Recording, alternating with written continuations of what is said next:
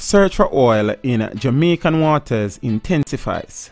The search for oil in Jamaican territorial waters has intensified, with the British exploration firm Tullow Oils announcing that it is moving to three-dimensional or 3D seismic surveys. Energy Minister Dr. Andrew Wheatley says Tullow has been encouraged by the findings from 18 months of 2D surveys.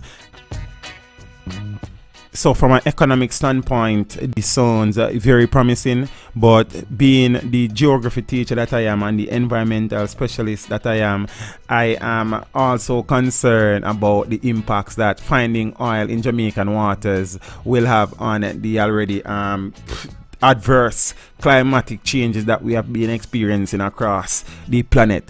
Hopefully, if the surveys turn out that we have oil, it doesn't become a political thing and people don't get greedy and it doesn't benefit the country economically. You understand? Because we have seen in Jamaica before where persons just dig and fatten them friends' pocket and theirs and forget about the people them. You understand me? I say? So if oil is in fact discovered, hopefully it will be managed strategically and it will be managed in such a way where the country will progress economically.